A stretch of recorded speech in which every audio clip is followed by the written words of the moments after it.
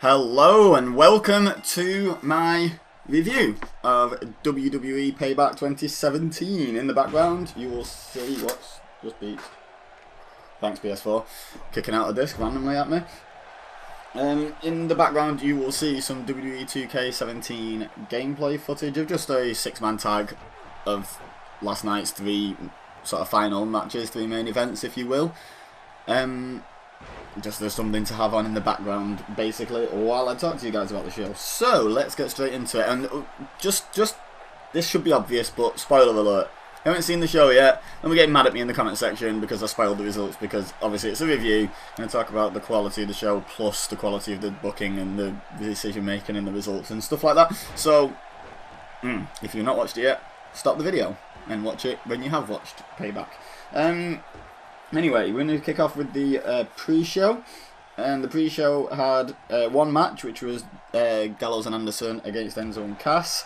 I don't know about anyone else, maybe this won't be a popular opinion. I feel like Enzo's shtick, as it were, is getting a little bit old, if you ask me. Like, I don't know, it's just, how long is that going to stay popular, him basically saying the same thing over and over again? How long are the crowd going to want to chant along with that? I mean, granted, it worked for like the New Age Outlaws, it worked for The Rock, but is it a 2017 thing that'll last forever, or you know, who knows? Anyway, I just wasn't that entertained by it last night. Maybe I was just a bit too tired. I like what they're doing with Cass, with his like rattling off a list with the how you doing thing. It's sort of like Stone Cold's old What promos, but you know, up to date kind of thing and appropriate for them instead of being a What promo. The match itself was mediocre at best, to be honest. It was a standard formula tag match pretty much, wasn't it, with a roll-up finish, which was interesting. I mean, later on in the match we would find out that the Hardy Boys, Cesaro and Sheamus feud is looking pretty likely to continue, so I guess maybe that was just so they could continue this feud as well without the most decisive of finishes. But yeah, I predicted the club to win on my predictions video yesterday. WWE 2K17 predicted Enzo and Cass, and Enzo and Cass picked up the win. I wasn't mad about being wrong, if I'm honest. I mean, I prefer to be right, but I think it was absolutely fine to have Enzo and Cass win this match. It was a nice feel good for the fans who got in there early, I suppose. You know, have the good guys win.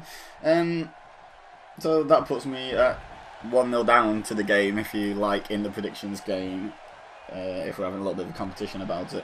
Then there was Miz TV, which obviously I didn't make any predictions about, because how can you? It was okay. Miz, as usual, was class. One of the best heels in the business, bar none. Well, not bar none, there's others up there with him, but you know what I mean, he's right up there, and he has been for a long time now. He's just starting to get the recognition since the brand split, but I've been a Miz fan for God knows how many years now.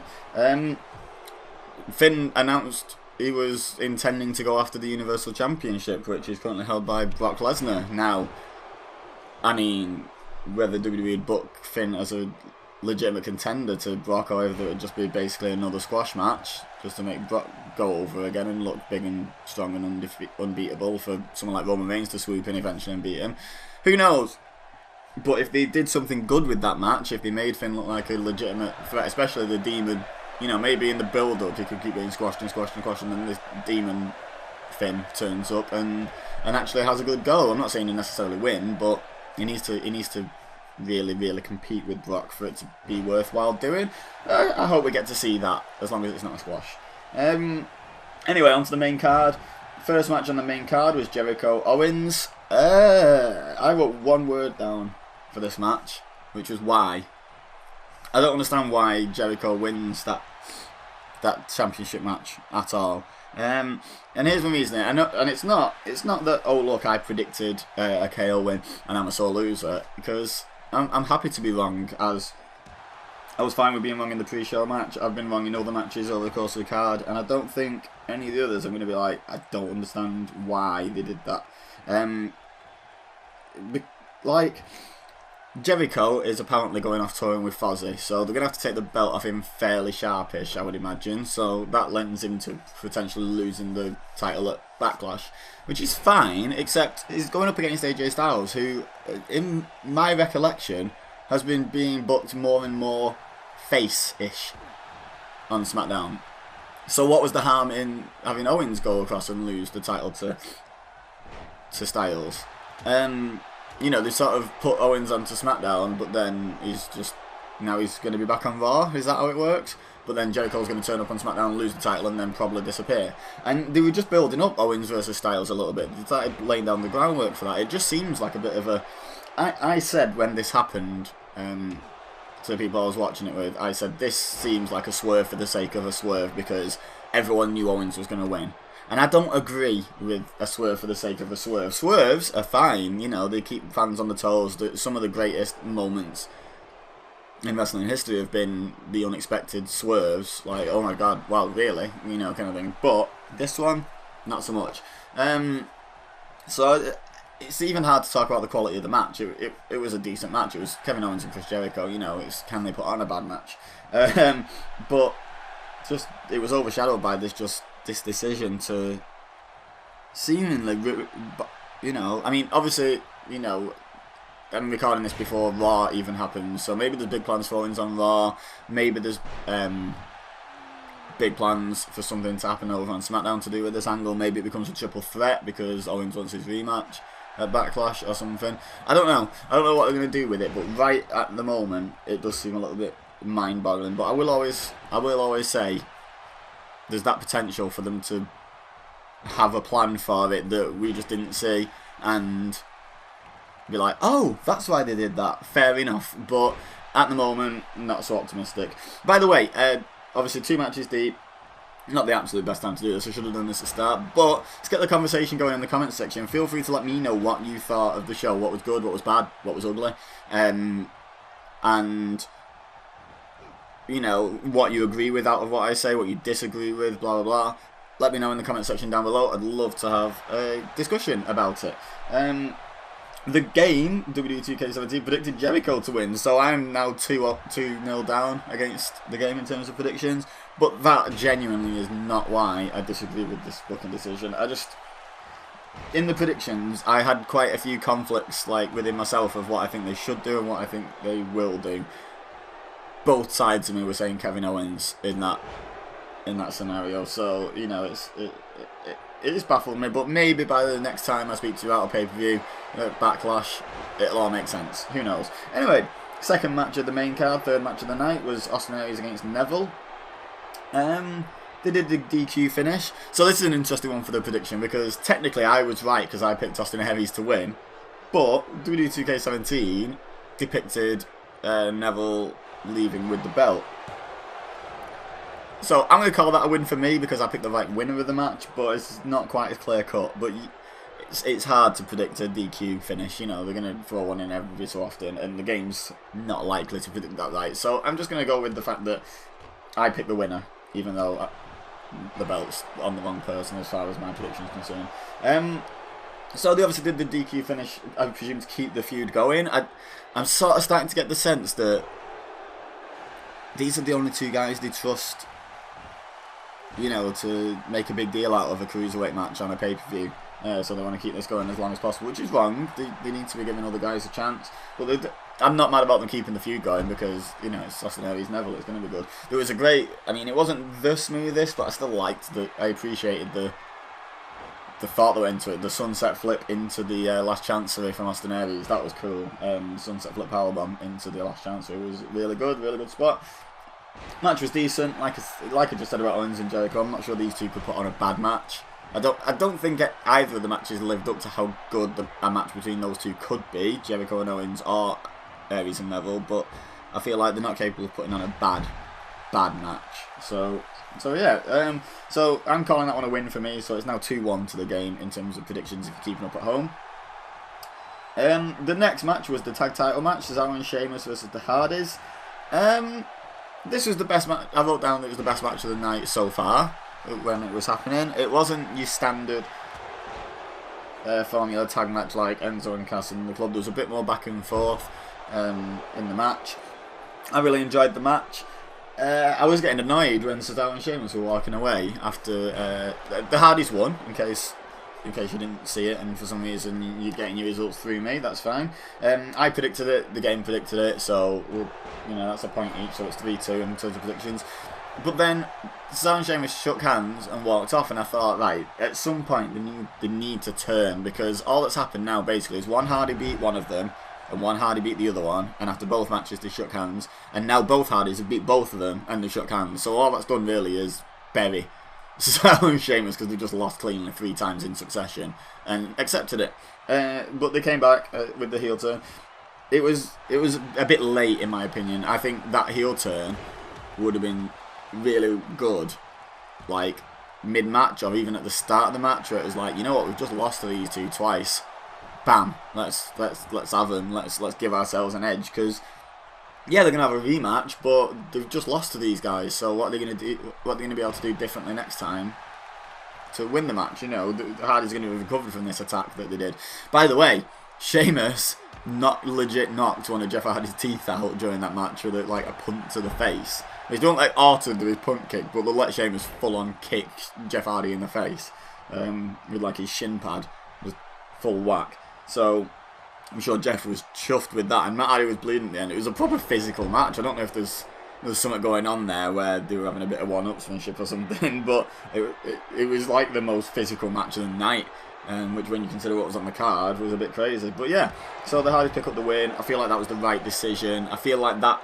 I think they're going to start to spark that broken character. If they've got the rights to it, I feel like this is how they could do it now. They could be like, right, well, we shook your hand and you took advantage of our good nature, and now, and they can go down that route. That's the potential. I'm looking forward to that. I really want to see Broken Matt Hardy in the WWE, and Brother Nero, if you must, with him. But Broken Matt's the attraction, as far as I'm concerned, in that team, which is really odd to say. 2017 Matt Hardy is the attraction out of the Hardy Boys.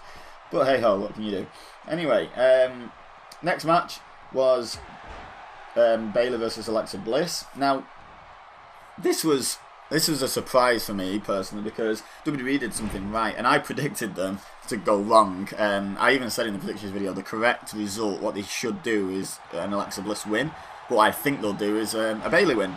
So I went with a Bayley win, and the computer went with an Alexa Bliss win, and because of that, the computer gets another point and goes 4-2 up. The game, I should say, not the computer, because that doesn't make any sense. The WWE 2K17 match simulations that I put up on Saturday.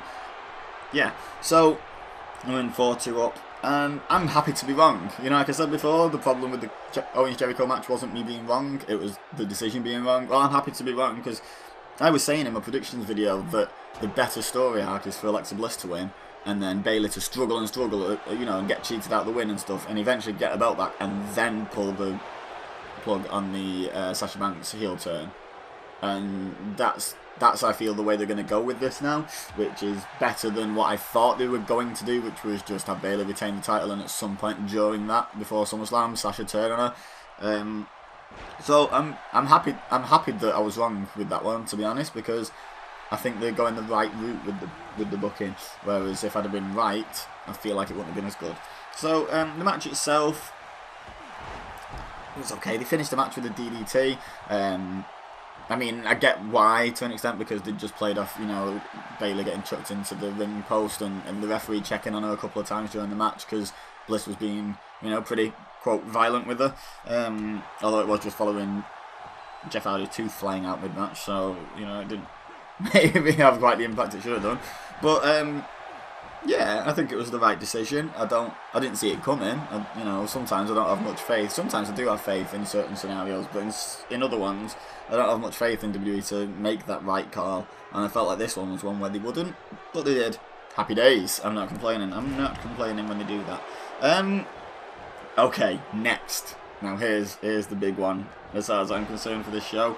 Up until, because it was in 2 parts, and up until the second part, I had one word written down, which was wow. And this is the Bray Wyatt, Randy Orton House of Horrors match, which, yeah, wow. I tweeted out, something snarky about you know, did Matt Hardy direct this or something like that, because it was just a knockoff of the Final Deletion, you know, doing an outside arena kind of shaky camera, bit of music in the background kind of match. It didn't hit the spot the same way the Final Deletion did. Let's put it that way. It was a bit meh. It just wasn't great, if I'm honest. If they just put Bray Wyatt and Randy Orton together for like half an hour and said, go and wrestle a match, he's going to win, it'd probably be pretty good. But they keep insisting on doing this stupid stuff, like the maggots on the ring apron, on the ring mat I should say, at WrestleMania, and now this. And I don't know. I just feel like they could put on a really good match if you just let them. And WWE just keeps sort of getting in the way of that with, oh, let's do this gimmick thing. And, you know, Vince basically, I can just picture him backstage saying, you know, oh, we won't get in trouble for that now because we've got Matt Hardy, so he won't sue us for taking the Final Deletion idea, so we're going to rip it off. Even more blatantly than we did with the, you know, the Wyatt's Impound match with the New Day. So yeah, I've just wrote down wow. And what we'll do is we'll go to the next match and then we'll come back to the second half because there was a match in between. So I'm going to do it as it was booked, if you like. So we're not going to cover the result or any of my thoughts of the second part until after Seth Rollins vs Samoa Joe, which I predicted a Seth Rollins win. The computer game predicted a Seth Rollins win. I think pretty much everyone predicted a Seth Rollins win. If I'm honest, it seemed like the obvious result. It was a very good match, very entertaining. It was a lot based around Samoa Joe trying to hurt Seth Rollins' knee, which was fairly predictable, but that's the right way to go. You know, why wouldn't you do that? If wrestling was real, put your kayfabe head on, why wouldn't Joe go for that knee? Like, it just makes perfect sense. So yeah, it was good. I wrote down they seemed to be setting up one more match because Seth Rollins won with a roll-up. He didn't like have a conclusive win. He didn't hit his finisher. So it feels like they're setting up another match between these two. So I look forward to that because Seth Rollins, Samoa Joe, like, again, they did a good job of putting together a lot of guys on this card that might not be capable of putting on a bad match. Although you could say that about Bray Wyatt and Randy Orton if you gave them a normal match. So they are capable of putting on a bad match if WWE make them. but yeah, I don't think Seth and Joe could really put on a bad wrestling match. So I'm looking forward to them having at least one more match out of this feud. That'd be great. I don't know how long they're going to stretch on this Seth Rollins versus Triple H feud, because obviously this is just like an extension of it. Samoa Joe acting on behalf of Triple H. But at the moment it's not stale, so hopefully they manage to wrap it up and move both on to bigger and better things before it does get stale. Anyway, the next bit was then coming back to Orton Bray Wyatt. Right, now Bray Wyatt turned up at the arena in his limousine, which why it was a limousine of all things to fit that character, I don't know. I mean, it was Orton's limo that he turned up in, I get that, but why didn't Wyatt have some form of transport planned as well? You know, but whatever. That's a minor detail. The other minor detail is Seth Rollins and Samoa Joe, between the video package entrances, the match, you know, the post-match clear-up and blah, blah, blah, probably went 30 minutes plus, maybe 40, I don't know, I wasn't timing it. But there was a long time. And Bray Wyatt stumbled out of that car ride that he'd supposedly just been on when he got to the arena, still absolutely knackered and stumbling through things, and it's like, it wasn't that intense of a fight. It's like it's been half an hour, like, just walk to the ring. But it's a dramatic effect, blah, blah. Orton showing up, it was predictable. I was just trying to predict when he was going to pop up. You know, I was like, right, where is he? When's he going to appear? Blah, blah, blah. So he did. And then, as I predicted, almost word for word, Jinder Mahal turned up with the title. He didn't just distract Orton, he attacked Orton. So, fair enough, it was almost what I said. And cost him the match, giving Bray the win, which I predicted. The game predicted a Randy Orton victory, so that dragged one back for me. In case you've been not been keeping score, we're on 4-3 to the game now. The game predicted 4 matches so far correctly, which isn't bad out of 7. And I predicted 3, which is bad out of 7. But yeah, Bray Wyatt picks up the win. I think that was the correct result. It gives Bray Wyatt some momentum on Raw because of the unclean finish. It doesn't take the momentum away from Randy Orton. It gives Jinder Mahal some momentum going into their match at Backlash. He's still got the belt, which is a big thing as well. Him and his what they call the Bollywood Boys, they turned up as well. and Orton dealt with them, but then didn't deal with Jinder. So they made Jinder stand out as the leader of that faction and the best one. You know, they're doing an okay job of all of a sudden building up Jinder Mahal. You know, out of nowhere, they're doing a good job of him. You know, as good a job as they can with the time they've got to play with to make him seem like a credible threat. Will he win the title? Probably not, but they're making him at least look like a credible threat. So, yeah, I'm all for that. But, yeah, the ending was predictable but correct, as far as I'm concerned. Like, it was the right way to go about things. It's almost exactly how I would have booked it, I reckon. You know, like, I don't know if I'd have had Jinder get physically involved or not. It would have just been how I felt on the day, but I would certainly have had Jinder directly cost on the match. Okay, main event. Roman Reigns, Braun Strowman. This was another scenario where in the prediction video I said they should go with Braun, but you don't bet against Roman, and they should go with Roman. And while we were watching it, we were even trying to sort of be like, well, who could get involved?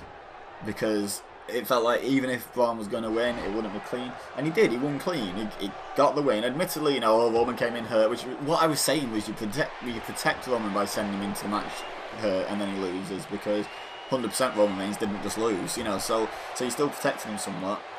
But Braun looked like a monster last night. He really did, and it wasn't a bad match by any stretch of the imagination either. It was one of the more entertaining matches on the card, funnily enough. It was the correct result. I was wrong predicting it, so was the game. So we both predicted the... Okay, I did the predictions bit a bit out of order here, but we both predicted Seth Rollins, Joe correctly, so that was 5-4, and then we both got this one wrong, so we finished on 5-4. So the game beat me. I was happy to be wrong here, though. I should have gone out on a limb and gone with Braun. I was wanting to during the predictions video, but I thought you just don't bet against Roman Reigns. The post-match beatdown was good, because on the show, Roman Reigns didn't fight back, didn't get the upper hand after the match or anything like that. At the end, he managed to fend off Braun Strowman by moving out of the way, and then Braun Strowman sort of stumbling off, which they kind of ruined it a little bit on Raw Talk, is it called? I think it's called Raw Talk, their version of Talking Smack. But yeah, other than that, it was just so well done. It made Braun look like such a monster. I'm sort of hoping he's going after Brock, but who knows? Maybe he goes after Finn, and they're like, hang on. He's like, hang on, I think I have earned this title match, and that's a sort of a #1 contender for you to then take us over to maybe SummerSlam when we actually finally see Brock. I don't know how long it's going to be before we see Brock, but I highly doubt he's turning up at Great Balls of Fire. Soz. Would you have it in your contract? Oh yeah, I'll turn up at that pay-per-view with that name. Anyway, overall, the event was fairly enjoyable. I didn't hate much of it. I hated the result of the Jericho Owens match, and that was about it. Oh, and the Orton Wyatt match, it annoyed me because it could have been such a good normal match, you know, like just a no disqualification match, and they could have gone in and put on a show. But they didn't. That's not what they let them do. So, but they were the only real downsides to it. The upsides, I thought the tag team title match was great. I thought the turn was, if the trigger was pulled a little bit late, it was still. That's the expression I was looking for before. I'm sure I said pull the plug on something, but no, pull the trigger. But yeah, the trigger was maybe pulled on that heel turn a little bit delayed, a little bit too delayed. But other than that, no complaints. Seth Rollins versus Joe. The result of Bray Wyatt, Randy Orton, and the main event were actually the highlights of the show, I would say. Yeah, but overall, a pretty decent show. I said this before I went to bed last night. The first Raw pay-per-view since the brand split, the first Raw exclusive that I can remember genuinely enjoying. Like, really enjoying, as you know, not thinking, well, this isn't as good as SmackDown. So maybe the Superstar Shake-Up has benefited Raw, maybe evened it up a little bit. We'll have to see how Backlash comes out. But I'm looking forward to it because I have faith in the SmackDown writing team because they've done a good job so far. But yeah, leave a like on the video if you enjoyed, if you want to see more stuff like this, more the pay-per-view reviews and predictions and simulations like I've done this weekend. Don't forget to leave likes on all of them for the good stuff. Get the conversation going in the comment section. Let me know what you thought of the show.